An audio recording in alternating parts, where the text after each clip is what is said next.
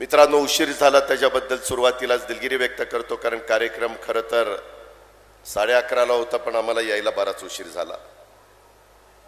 उत्तर महाराष्ट्राचं आराध्य दैवत, महाराष्ट्रातील 3.5 शक्तिपीठांपैकी अर्धशक्तिपीठ असणाऱ्या वणीच्या सप्तशृंगीच्या मातेच्या चरणी आम्ही सुरुवातीला गेलो, तिथं वंदन केलं. एक आपली परंपरा, आपण कुठं तरी श्रद्धा ठेवून काम करत असतो, निष्ठा ठेवून काम करत असतो, आणि त्या प्रकारे मोठा भक्तगण हा तिथं दर्शनाला येत असतो. तिथं अनेक प्रकारच्या सोयी छगन भुजबळ साहेब ह्या जिल्ह्याचे पालकमंत्री असताना केलं. मला आठवतंय, सुरुवातीच्या काळामध्ये लोकांना चालत जावं लागायचं, त्रास व्हायचा. आता रस्ते रुंद झालेले आहेत, वर जाण्याच्या करता सोय झालेली आहे.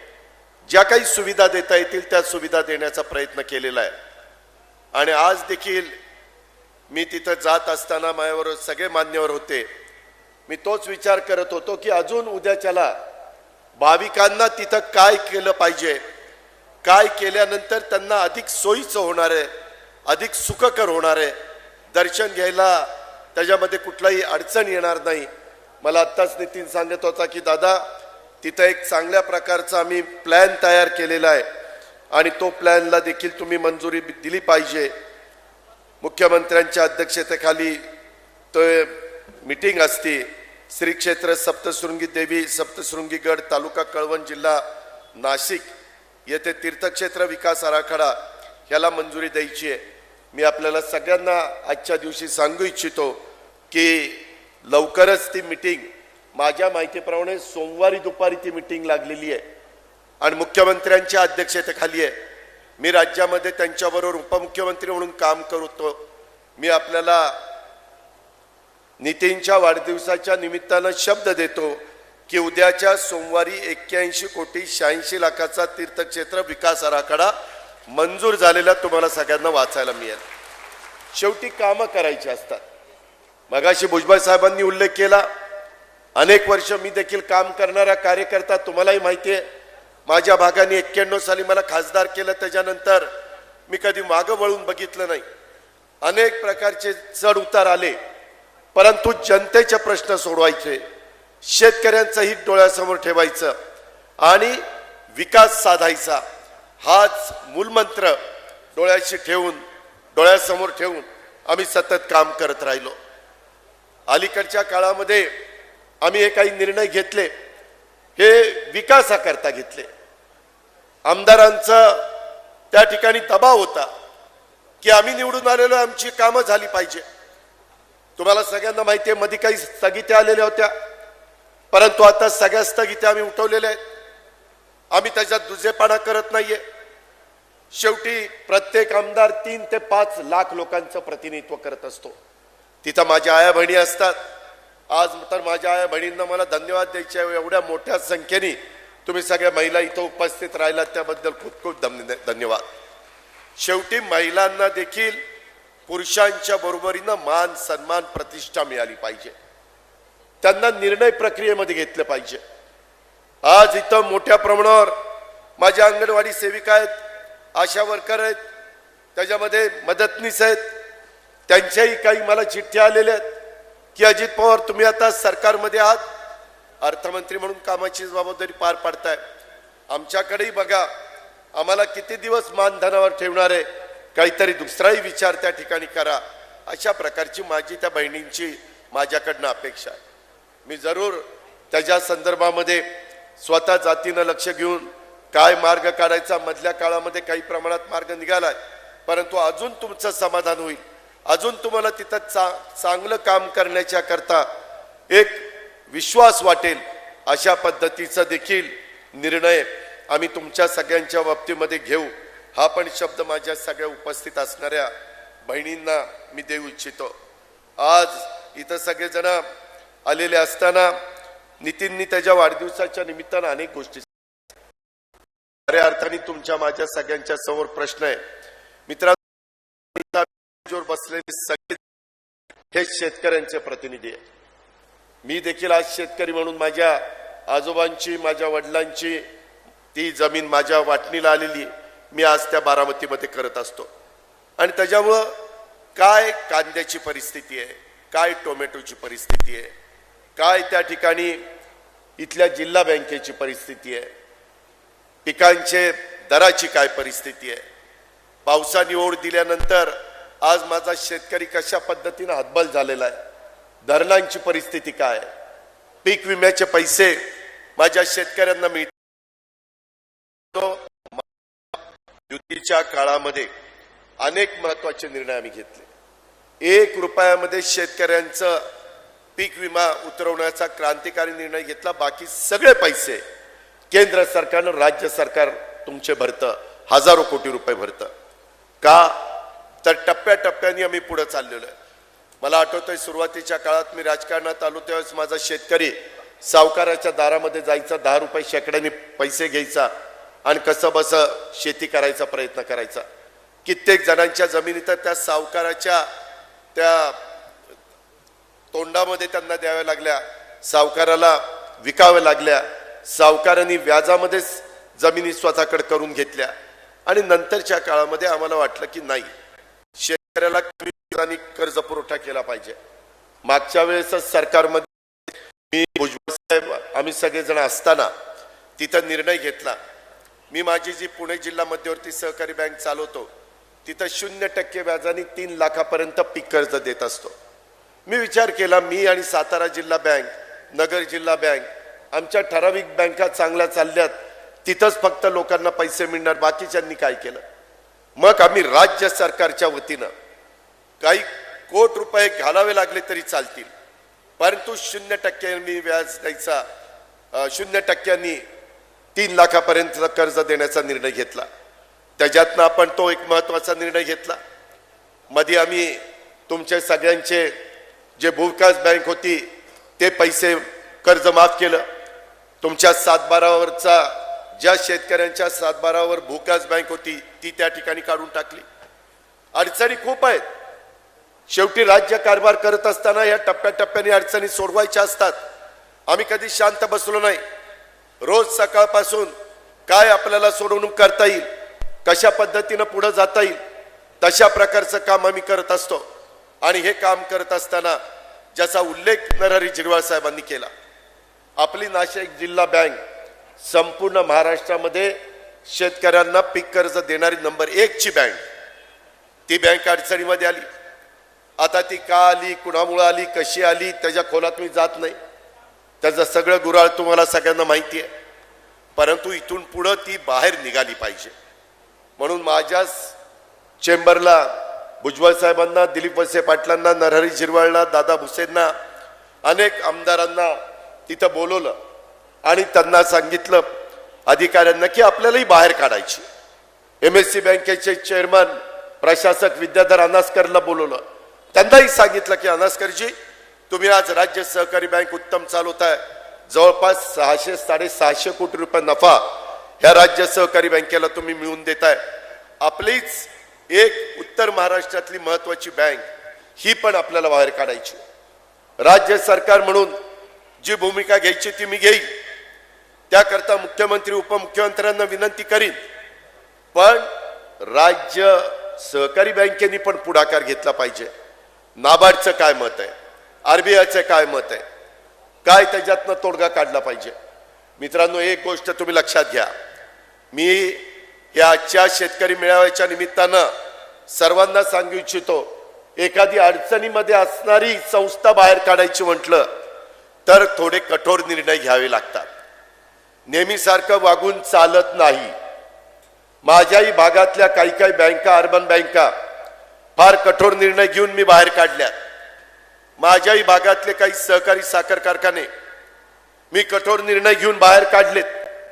तशा पद्धतीनं काहींना ते पचनी पडणार नाही. परंतु मी आजच सगळ्या नेतेगणांच्या साक्षीनं सांगतो की ती बँक बाहेर काढण्याच्या करता महायुतीचं सरकार कटिबद्ध आहे आणि त्याच्यामध्ये अर्थमंत्री म्हणून मी स्वतः लक्ष घातलेलं आहे. परंतु आपण पण त्याच्यामध्ये सहकार्य करा. आम्ही तुम्हाला ज्यावेळेस विनंती करतो त्यावेळेस तुमच्याकडनंही प्रतिसाद आला पाहिजे आणि त्या प्रकारे आपण त्याच्यातनं मार्ग काढू. कारण सहकार खातं पण आता राष्ट्रवादी काँग्रेस पक्षाच्या दिलीप वळसे पाटील साहेबांच्याकडेच आहे. ते पण शरद सहकारी बँक उत्तम चालवतात, त्यांचा कारखाना भीमाशंकर उत्तम चालवतात. अशा पद्धतीने एक चांगली संस्था चालवणाऱ्या व्यक्तीच्या हातामध्ये आज आपण सहकार्याची सूत्र त्या ठिकाणी दिलेली आहेत आणि त्याच्यातून निश्चितपणे मार्ग काढला जाईल. आपण काही काळजी करू नका. परंतु कधी कधी दादा इथं वसुली जोरात सुरू झाली, दादा असं झालंय, दादा तसं झालंय. आत्ताही निवेदन आली, काही निवेदन दिली की दादा ज्यांनी काही गोष्टी केल्यात त्यांना पण काही समज तुम्ही दिली पाहिजे. ठीक आहे, ज्या त्या गोष्टी ज्या त्या ठिकाणी करण्याच्या बाबतीमध्ये आम्ही योग्य ती कार्यवाही करू. आपण काही काळजी त्याच्या संदर्भामध्ये करू नका, एवढीच विनंती आणि सूचना मी या बँकेच्या संदर्भामध्ये करतो. मित्रांनो, आज टोमॅटोचे भाव पूर्णपणे पडले. काही महिन्यापूर्वी टोमॅटोला एवढा भाव होता की टोमॅटोला अशा प्रकारचा भाव कधी आपण बघितलाच नव्हता. तेजी मंदी चालते. कांद्याची मध्ये अवस्था तशीच होती. मध्ये कांदा व्यापाऱ्यांनी घेणं बंद केलेलं होतं. मधल्या काळामध्ये कांदा उत्पादक शेतकरी, कांदा कुठं पिकतो? माझ्या नाशिकमध्ये पिकतो, माझ्या पुणे जिल्ह्यामध्ये पिकतो. ठराविक भागामध्ये कांदा मोठ्या प्रमाणावर पिकतो आणि त्याच्यातून कधी भाव मिळाले तर चांगले मिळतात, कधी एकदम कांदा रस्त्यावर फेकण्याची वेळ माझ्या शेतकऱ्यावर येते. आम्ही पण विरोधी पक्षामध्ये असताना कित्येकदा कांद्याच्या माळा करून सभागृहामध्ये गेलो आणि कांद्याला अधिकचा अनुदान द्या अशा प्रकारची मागणी त्या काळामध्ये केली आणि 350 रुपये क्विंटलला ती अनुदान देण्याच्या बद्दलचा निर्णय आपण घेतला. अशा गोष्टी घडतात. डिमांड आणि सप्लाय हे फार महत्वाचं असतं. आणि आपल्याकडे होतं काय, एखाद्याला भाव आला की एवढं पीक करतात की पुढच्या वेळेस त्याचे भाव पडलेच पाहिजे. आणि भाव पडल्यानंतर सगळेजण तिथपासून बाजूला होतात, नको आता हे करायला नको, आणि नंतर भाव वाढतात. हे जे काही ग्राहक आणि उत्पादक ह्याचा जो ताळमेळ आहे, कांद्याच्या बद्दलचा निर्णय झाल्या पियुष गोयल साहेबांना आम्ही सह्याद्रीला बोलून घेतलं, त्यांच्याबरोबर बैठक घेतली. कृषी मंत्री होते, पणन मंत्री होते, आम्ही सगळेजण होतो आणि त्याच्यातून काय मार्ग काढता येईल, त्याच्या संदर्भात एक्सपोर्टच्या बद्दल काय निर्णय घेता येईल, जो काही तुम्ही टॅक्स लावलेला आहे तो टॅक्स त्या ठिकाणी काढून टाकला पाहिजे. कारण शेतकऱ्यांना ज्यावेळेस 2 पैसे मिळतात त्यावेळेस थोडं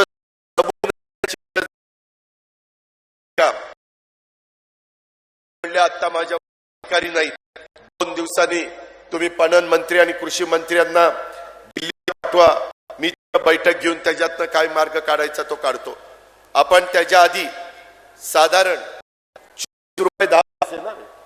24 रुपये 10 पैसे अशा पद्धतीने आम्ही अमित शाह साहेबांशी बोललो, पियुष गोयल साहेबांशी बोललो, आम्ही इतर वरिष्ठ नेत्यांच्या कानावर घातलं आणि ह्याच्यामध्ये हा दर जर ठरवून दिला, चांगला दर दिला तर त्यांनी तो 2410 दिला. परंतु नाफेड ज्यावेळेस उतरतं त्याच्यामध्ये वेगवेगळ्या प्रकारे कांदा खरेदी होती, त्याच्यातनं व्यापारी पुन्हा आले. अजित पवार त्यांनी कांदा विकत घेतला की आमचे भाव पडतात, हे मार्केटमध्ये काही दरांनी कांदा विकतात. अशा या प्रत्येकाच्या व्यापाऱ्याचं दुखणं वेगळं आहे, माझ्या शेतकऱ्याचं वेगळं आहे, जो ग्राहक आहे त्याचं वेगळं आहे. आणि या सगळ्यांचा कुठंतरी एक कसं एकत्रपणे यांना आणता येईल, ह्याच्यात तिघांना एकत्र घेऊन समन्वय कसा साधता येईल अशा पद्धतीचा समन्वय राज्यकर्ते म्हणून तिथं केंद्रामध्ये आणि राज्यामध्ये बसणाऱ्या राज्य सरकारमधल्या लोकांना आणि केंद्र सरकारमधल्या लोकांना करावा लागतो. आणि म्हणून मित्रांनो, त्याच्यातनं आपण मार्ग काढला. आता साधारण 2000च्या पर्यंत भाव 2200-2300 अशा पद्धतीचे भाव आहेत. मध्ये आम्ही व्यापाऱ्यांच्या बरोबर बोललो. मला आपल्याला एक सांगायचं आहे, त्या संदर्भामध्ये पावसाळा कसा आहे, पाऊस काळ कसा पडलाय, धरणात किती पाणी आहे, त्याच्यावर पण नैसर्गिक संकट काही आलंय का, या सगळ्यावर देखील भाव अवलंबून असतात. आणि टोमॅटोच्या संदर्भात अशा पद्धतीनं टोमॅटो रस्त्यावर फेकून प्रश्न त्या ठिकाणी सुटणार नाही. त्याच्यात काही प्रक्रिया करणारी काही गोष्टी करता येतील का, आणखीन काय मार्ग काढता येईल त्या संदर्भामध्ये कुठं मार्केट आहे मधल्या काळामध्ये आम्ही हाही प्रयत्न केला किंवा महाराष्ट्राच्या पेक्षा दुसरं जवळपास राज्यामध्ये चांगलं मार्केट असेल तर माझ्या शेतकऱ्याचा माल आपण तिकडे घेऊन जाऊ आणि तिकडे विकू। जसं मध्ये सांगितलं की हैदराबादला एक जण नेते आले आणि म्हणले हैदराबादला कांदा फार चांगले पैसे येतात, ज्याने त्यांनी इथनं ट्रक भरल्या आणि हैदराबादला घेऊन गेले, झालं तिथला भाव कमी आला। अशा पद्धतीनं कधी कधी वेगवेगळ्या प्रकारची चर्चा होती आणि त्याच्यातून जे साध्य करायचे ते आपल्याला साध्य करता येत नाही। परंतु मी या नाशिकच्या कळवणच्या सभेच्या निमित्तानं लोकांना सांगू इच्छितो, माझ्या शेतकऱ्यांनो आम्ही सगळेजण तुमच्या बरोबर आहोत, तुम्हाला कदापि वाऱ्यावर त्या ठिकाणी सोडणार नाही।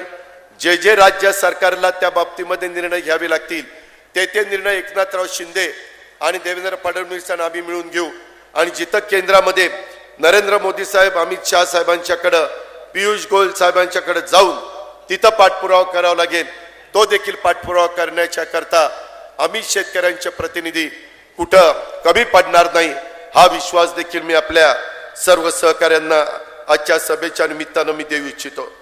मित्रांनो, आज कळवण विधानसभा मतदारसंघाच्या विकासासाठी अहोरात्र झटणारे विकास पुरुष स्वर्गीय ए टी पवार साहेब यांचा विकासाचा वारसा मी त्यांना ए टी पवार साहेबांना अभिवादन करतो, त्यांना भावपूर्ण श्रद्धांजली अर्पण करतो।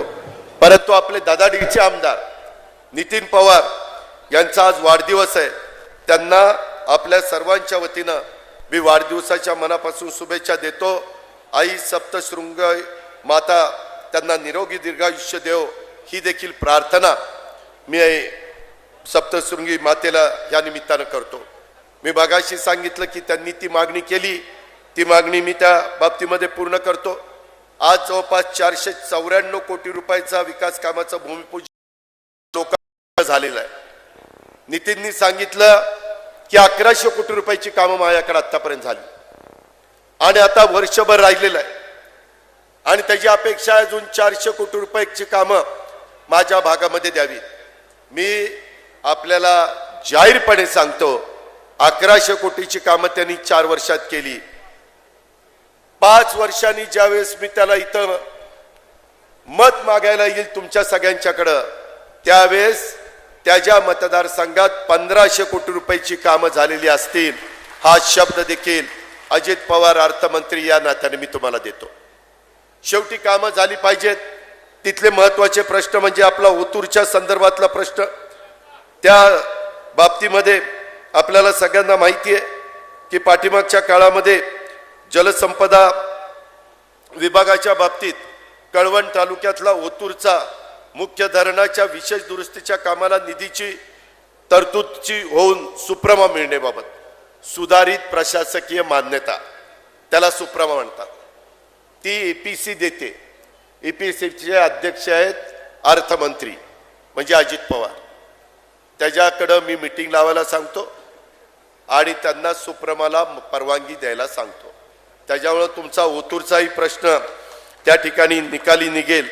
ह्याच्यामध्ये जी काही तुम्हाला मान्यता पाहिजे सुप्रमासाठी वित्त आणि नियोजन विभागाची तुम्हाला मदत लागणार आहे, त्याच्या संदर्भामध्ये हा प्रश्न इथल्या राजकीय दृष्ट्या आणि सामाजिक दृष्ट्या देखील महत्त्वाचा प्रश्न।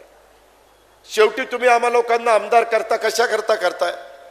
माझ्या तरुणींचे प्रश्न सुटावेत, आया बहिणींचे प्रश्न सुटावेत, वडीलधाऱ्यांचे प्रश्न सुटावेत, माझ्या शेतकऱ्यांचे प्रश्न सुटावेत, शेतमजुराचे सुटावेत, त्या करता मित्रांनो आज मी तुम्हाला सगळ्यांना सांगतो, कारण नसताना सध्या बदनामी चाललेली आहे।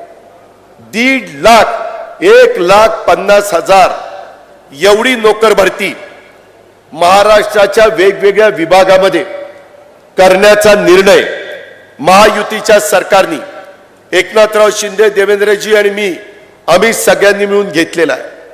त्याच्यामध्ये कॉन्ट्रॅक्ट करून लोकांची दिशाभूल करतायत, तरुणांची दिशाभूल करतायत। कॉन्ट्रॅक्टच्या संदर्भामध्ये मी आपल्याला सगळ्यांना काही उदाहरण देतो। कधी कधी तुमच्या प्राथमिक आरोग्य केंद्रामध्ये डॉक्टर रिटायर होतो, नर्सेस रिटायर होतात, तातडीनं शिक्षक भरती करावी लागते। भरती काही एका दिवसात होत नाही, त्यावेळेस 6 महिने वर्ष जातं। त्याकरता तात्पुरतं नवीन भरती येईपर्यंत कॉन्ट्रॅक्ट आपण करतो. कारण एखादा विषय शिकवणारा शिक्षकच रिटायर झाला तर मुलांना काय सांगायचंय? आता शिक्षक रिटायर झाला, नवीन शिक्षक आल्यावर तुम्हाला शिकवेल असं सांगून चालणार आहे? नाही चालणार. आणि त्याच्यामुळं पहिल्यांदा मी पण महाराष्ट्रामध्ये भुजबळ साहेब, मी अनेक वर्ष सरकारमध्ये मंत्री म्हणून, उपमुख्यमंत्री म्हणून काम करतोय. 1.5 लाखाची भरती ती आता तलाठी असतील, आमचे पोलीस असतील, आमचे शिक्षक असतील, आमचे आरोग्य विभाग असेल, आमचा कृषी विभाग असेल, आमचा जलसंपदा विभाग असेल, जलसंधारण विभाग असेल, अशा अनेक विभागामध्ये मिळून आपण आज 1.5 लाखाची भरती त्या ठिकाणी करतोय. मला आठवतंय मधल्या काळामध्ये नरहरी झिरवाळ, आमचे नितीन पवार, हिरामण खोसकर या सगळ्या माझ्या आदिवासी भागाचं प्रतिनिधित्व करत असणाऱ्या सहकारी मित्रांनी मला सांगितलेलं होतं की अजित पवार, तुम्ही आमचा हा निकाली काढा. आणि मी आपल्याला सगळ्यांना सांगू इच्छितो की त्या काळामध्ये जवळपास राज्यातल्या आदिवासी शासकीय आश्रमशाळेतले 1585 रोजंदारी आणि तासिका कर्मचाऱ्यांना नियमित करण्याचा निर्णय राज्य सरकारने घेतला. 1,500 लोक, नरहरी झिरवाळ साहेब सतत माझ्या मागे लागले होते, माझे आमदार माझ्या मागे लागले होते. मित्रांनो, हा निर्णय कर्मचाऱ्यांना नियमित करण्याचा घेतला, हा महायुतीच्या सरकारने घेतला. आदिवासी समाजाच्या करता महत्वाची ठक्कर बाप्पा आदिवासी वस्ती सुधारणा योजना प्रभावी अंमलबजावणीच्या साठी आम्ही मंत्रिमंडळ उपसमितीची स्थापना केली. मगाशी नितीननी बोलत असताना, आमच्या नरहरी झिरवाळ साहेबांनी बोलत असताना की बाबा आम्हाला किती टक्के पैसे मिळाले पाहिजे, आमचा समाज जर महाराष्ट्रामध्ये इतके टक्के असेल तर त्या प्रमाणात आम्हाला पैसे मिळाले पाहिजे. बरोबर आहे. आताच्या काळामध्ये थोडे पैसे त्या ठिकाणी कमी दिले गेले. माझ्याच उपस्थितीमध्ये बैठक झाली, त्याच्यामध्ये साधारण माझ्या लक्षात आलं 2.5 ते 3.5 हजार कोटी रुपये यांना जे अधिकचे द्यायला पाहिजे होते ते दिले गेलेले नाहीयेत. अजूनही नागपूरचं हिवाळी अधिवेशन आहे. मी ताबडतोब अधिकाऱ्यांना सांगितलं की मुख्यमंत्री आणि उपमुख्यमंत्र्यांशी बोलून आपण मार्ग काढू, नियमाने मार्ग काढायचा आहे. चूक ही सरकारकडनं झालेली आहे आणि त्याच्यातून हे 2.5 ते 3 हजार कोटी रुपये आपण 31 मार्चच्या आत महाराष्ट्रातल्या आदिवासी विभागाच्या करता देतोय. त्याचा फायदा राज्यातल्या आदिवासी सगळ्या विभागाला झाल्याशिवाय राहणार नाही. हा कसा होणार आहे? 3,000 पेक्षा जास्त आदिवासी लोकसंख्या असतील तर पूर्वी ठक्कर बाप्पामध्ये 31,35,000 जास्तीत जास्त दिले जायचे आणि कमीत कमी 10 लाख 5 लाख दिले जायचे. आता आपण जिथं 31,35,000 दिले जायचे तसे 3,000 पेक्षा जास्त आदिवासी लोकसंख्या क्षेत्राकरता 1 कोटी रुपये द्यायचा निर्णय घेतला. 1 करोड रुपये. नंतर 1,500 ते 3,000 लोकसंख्येच्या करता 75 लाख, 1,000 ते 1,500 पर्यंत लोकसंख्येला 50 लाख आणि 500 ते 999 त्या लोकसंख्येच्या साठी 1,500 ते 999 40 लाख अशा पद्धतीनं आणि 101 ते 499 पर्यंत 20 लाख अशा पद्धतीनं ही ठक्कर बाप्पाची योजना.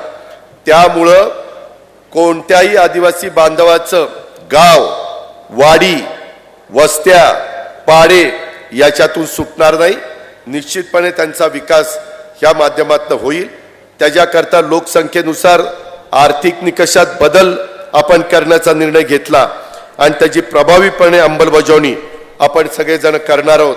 ह्याची पण नोंद आपण सगळ्यांनी ह्या निमित्तानं घ्यावी.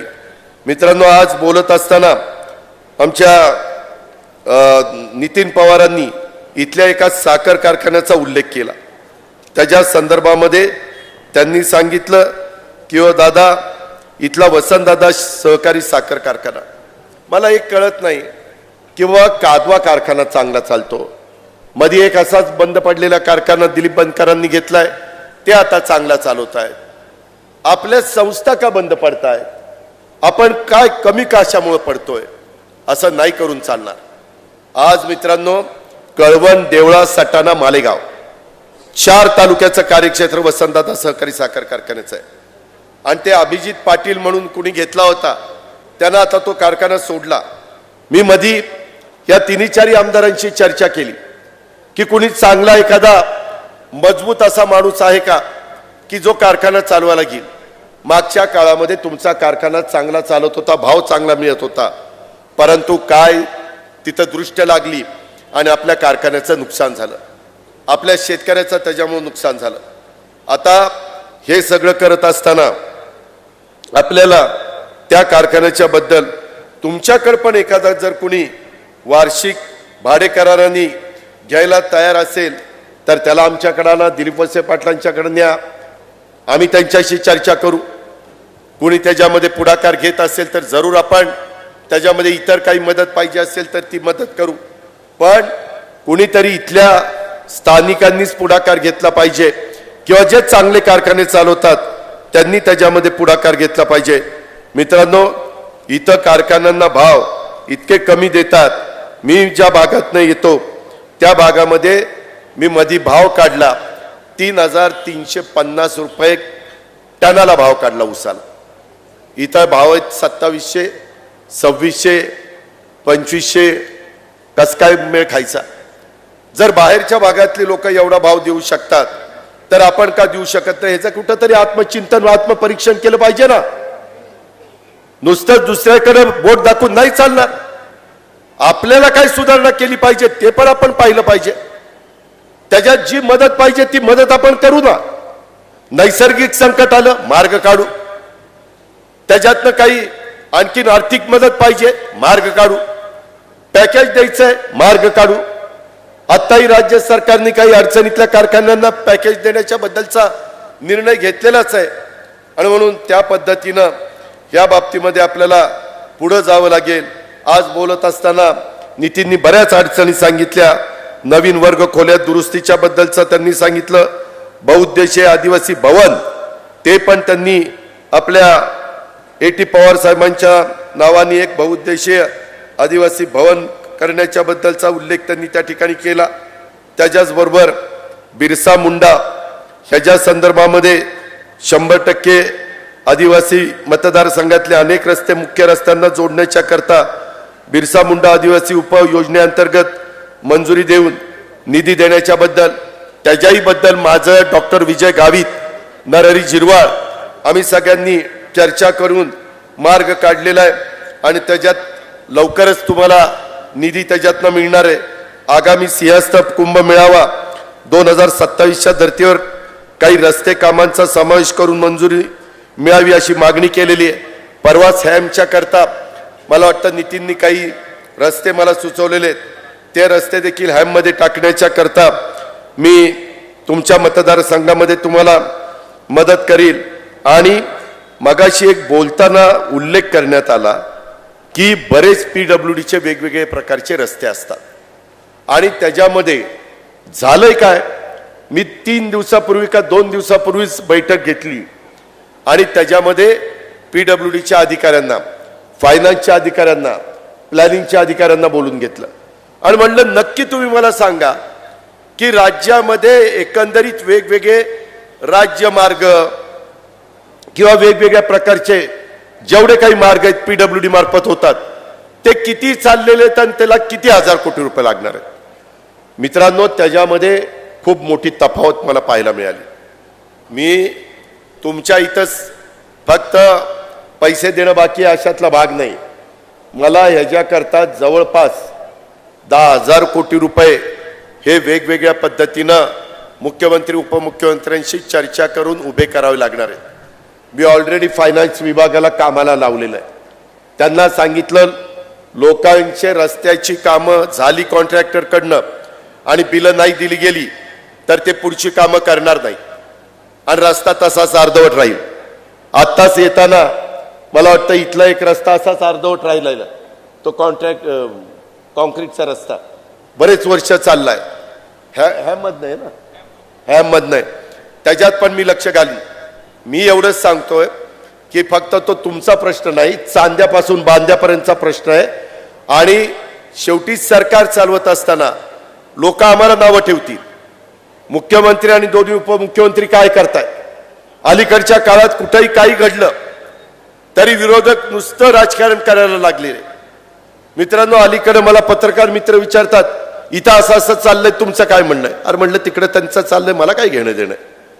आज मला विकासाच्या शिवाय म्हणलं तुमच्याशी जास्त बोलायचंच नाही। आणि त्यामुळं आपल्याला आपल्या भागाचा, आपल्या जिल्ह्याचा, आपल्या तालुक्याचा, आपल्या परिसराचा कायापालट करून घ्यायचा आहे।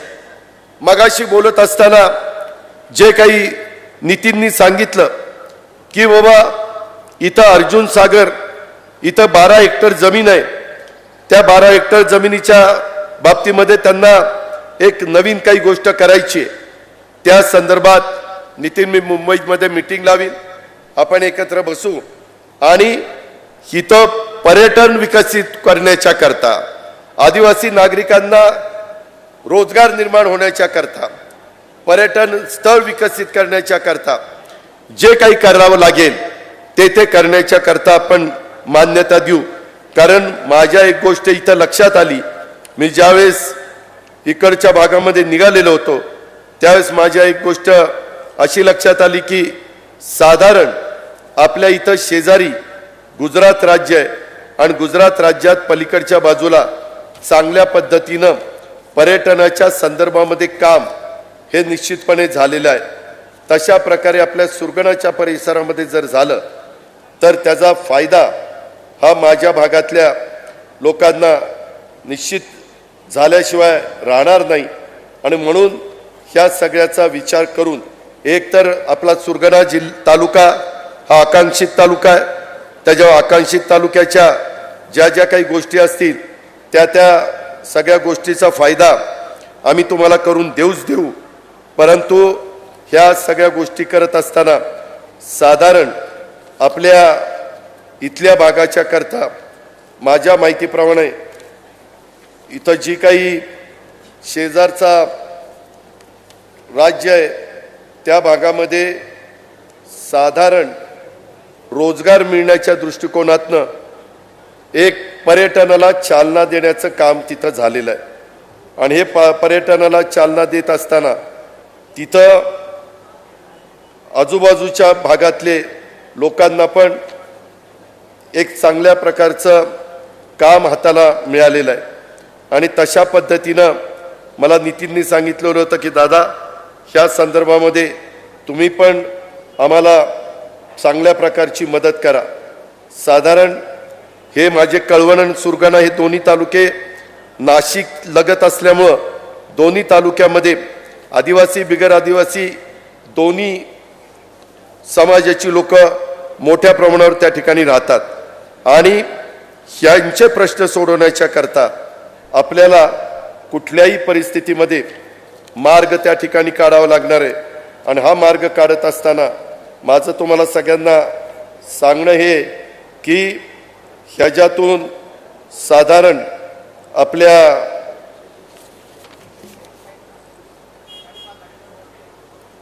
कळवण पट्ट्यात डोंगरादेव उत्सव जो त्या ठिकाणी होतो आणि इथं मोठ्या प्रमाणावर लोक त्या बाबतीमध्ये येत असतात।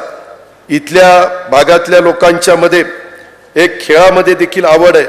अलीकडच्या काळामध्ये खेळाला देखील चांगल्या पद्धतीनं मान्यता मिळते। आत्ताच्या पण स्पर्धा चाललेल्या आहेत, त्याच्यात खूप चांगल्या प्रकारचं पदकं कमवण्याचं काम आपल्या भारताने केलेलं आहे। कळवण हा गुजरात राज्याच्या सीमेवरचा तालुका, गुजरातनं या सीमेवर सापुतारा गाव पर्यटन क्षेत्र म्हणून चांगलं विकसित केलेलं आहे। आणि या सापुतारा गाव विकसित करत असताना त्या तुलनेमध्ये आपल्या इथं 10% देखील सुविधा उपलब्ध झालेल्या नाही आहेत।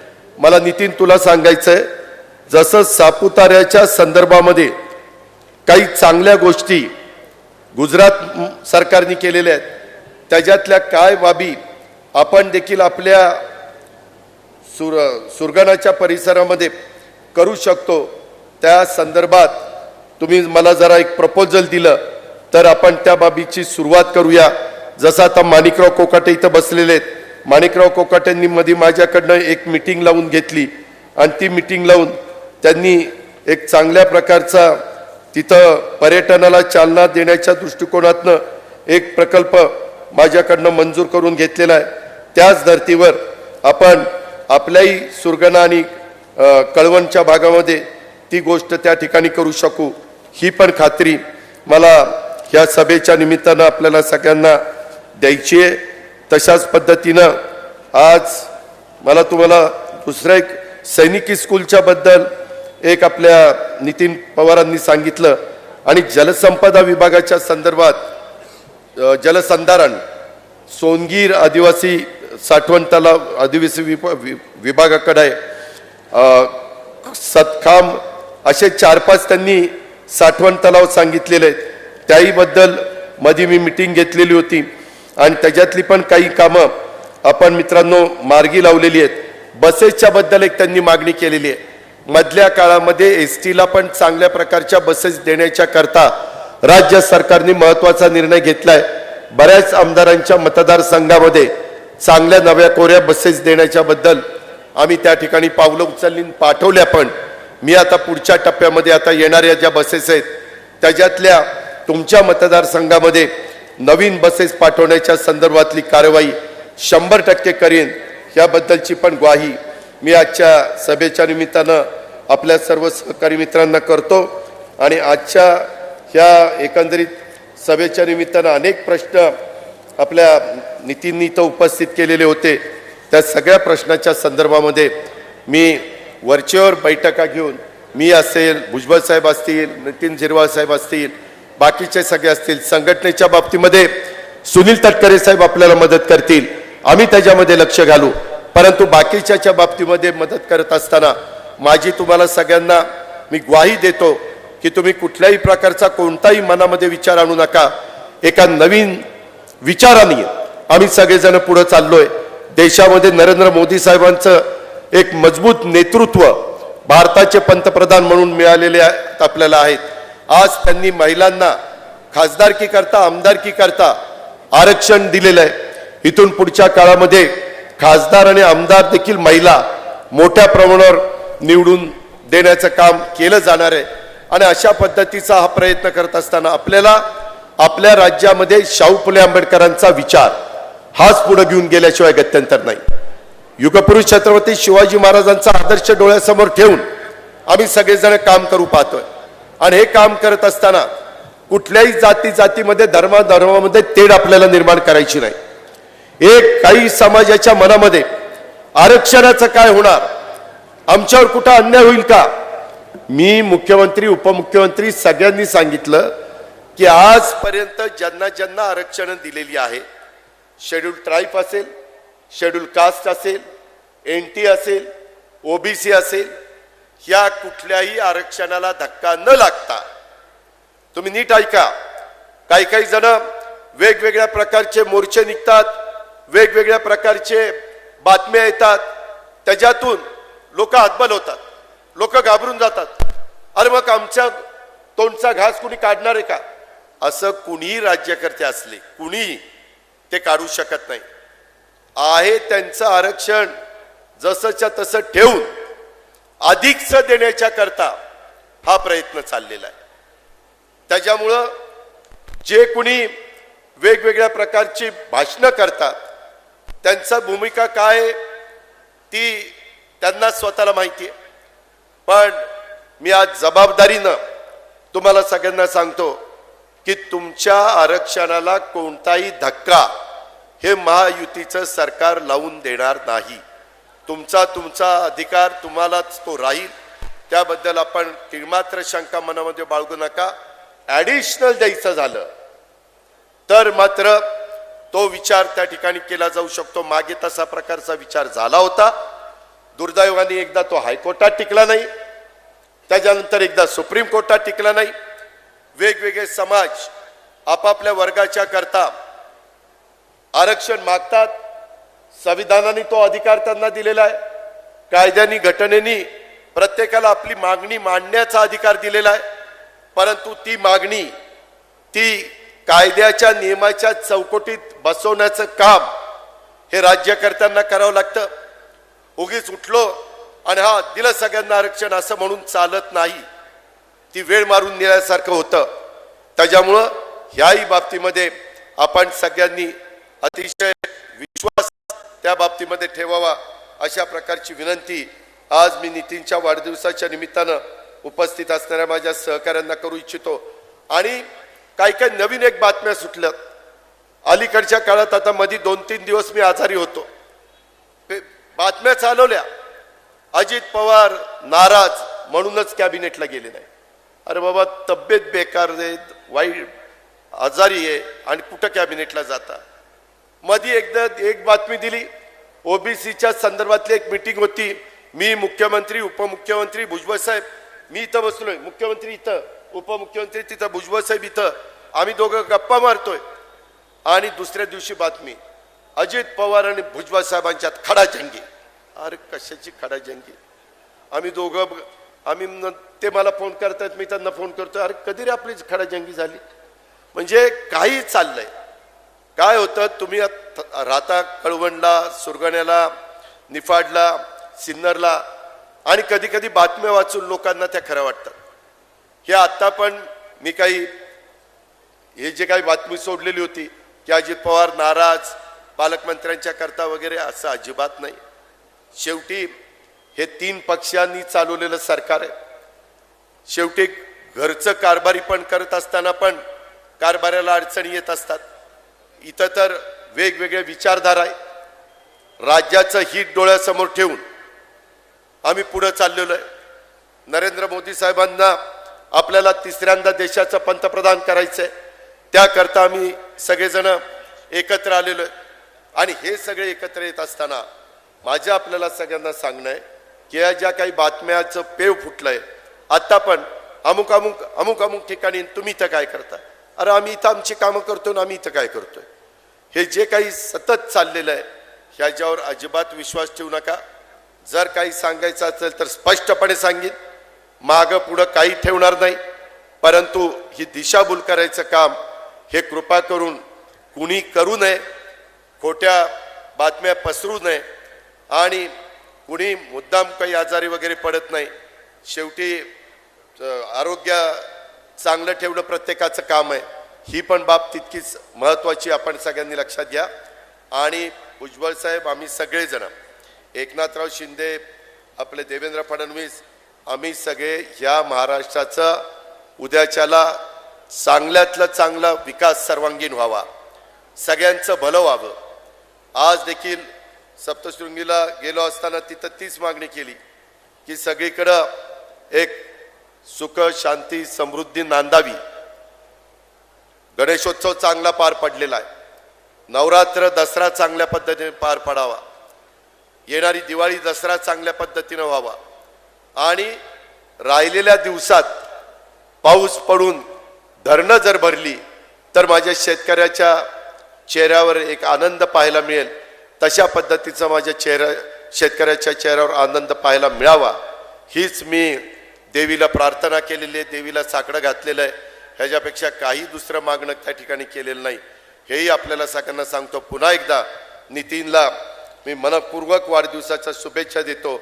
आणि आता ज्या ज्या गोष्टीचा मी उल्लेख केलेला आहे त्याच्याबद्दल नितीननी, जयश्रीने आणि त्यांच्या सगळ्या टीमनी माझ्याकडे पाठपुरावा करावा आणि हे प्रश्न तडीस न्यावेत आणि ह्या भागाचा सर्वांगीण विकास करून खऱ्या अर्थाने A.T. पवारांना श्रद्धांजली अर्पण करावी, हीच अपेक्षा व्यक्त करतो. माझे 2 शब्द संपवतो. जय हिंद, जय महाराष्ट्र. धन्यवाद. आई भवानीचा गजर म्हणजे झी 24 तास.